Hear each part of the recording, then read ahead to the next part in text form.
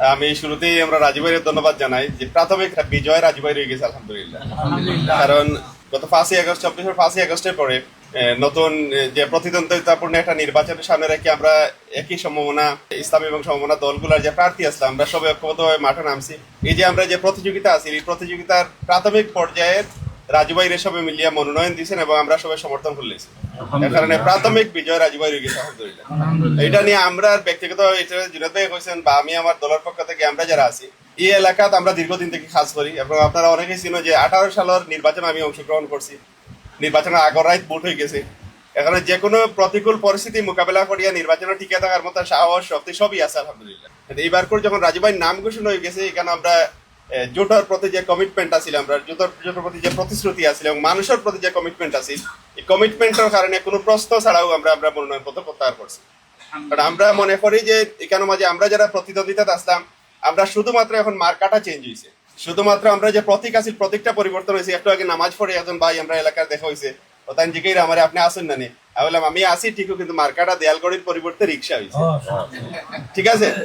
দ্বিতীয় যে বিষয় হইলো যে আসলে সময় যেহেতু বিভিন্ন কারণে কমে গেছে, নির্বাচনের দীর্ঘ প্রস্তুতি অনেকেরও আছিল, এটা মাত্র এখন 20 দিন আছে প্রচারণার। 20 দিনে যদি আমরা দিন এবং রাত্রে ভাগ করিয়া যদি আমরা 40 দিনে রূপান্তর করতে পারি তাইলে এই যে কমতি ঘাটতি আছে এগুলা খাটাইয়া ওঠা সম্ভব ইনশাল্লাহ। 1-2টা দিন গেলে ইনশাল্লাহ সবরে সম্মিলিত ভাবে একসাথে ময়দানে পাইবা, কোনো অসুবিধা হইতো না। কিন্তু আমরা যারা ফিল্ডে দীর্ঘদিন থেকে আসলাম আমরা মানসিকভাবে যে কোনো পরিস্থিতি প্রস্তুত থাকি। তো অনেক কর্মী আছে যে কোনো প্রতিকূল পরিস্থিতি প্রস্তুত থাকে না, তার নেতার পিছনে স্লোগান দিতে কাজ করতে করতে এমনটা অভ্যস্ত হয় যে মনে করে নির্বাচন এবার করাও লাগবে। এর কারণে হয়তো 1-2টা দিন গেলে কি সবও স্বাভাবিক হয়ে যাবে ইনশাল্লাহ। আমরা প্রতিশ্রুতি হইলো যে আগস্টের অভ্যুত্থানের পরে যে বাংলাদেশের মানুষ যে একটা নতুন বাংলাদেশের স্বপ্ন দেখছে, এই নতুন বাংলাদেশ যদি আমরা বিনির্মাণ করতাম চাই তাইলে আমরা সবার যার যার দুঃখ কষ্ট দল মত নির্বিশেষে আমরা জোটের যে প্রার্থী আছে এর পক্ষে যদি আমরা ঐক্যবদ্ধ হয়ে নামতাম পারি তাইলে বিজয় অবশ্যই হবে ইনশাআল্লাহ। এবং সিলেটের মাঝে এই আসনটা আমি মনে করি এই আসনটা ইসলামের পক্ষের শক্তির একটা সুচমৎকার আসন, এটা উর্বর জায়গা। আমরা যারা আছি এখানে সবাই যদি সম্মিলিতভাবে কাজ করি আমার ধারণা এখানে ইনশাআল্লাহ ব্যাপক ভোটের ব্যবধানে রাজু ভাই বিজয় হইব ইনশাআল্লাহ। এই বিজয়ের লক্ষ্যে আমরা যারা কর্মী হিসেবে কাজ করবো ইনশাআল্লাহ আমরা এখন থেকে প্রতিটা সেকেন্ড প্রতিটা মুহূর্ত যদি আমরা কাজও লাগাইতাম পারি আর আমরা যদি মনে করি যে আমরা অনেকগুলা দল আছি তো সবাই কাজ করবা তাহলে দিন শেষে সেন্টার এজেন্ট দেওয়ারও মানুষ থাকতো না।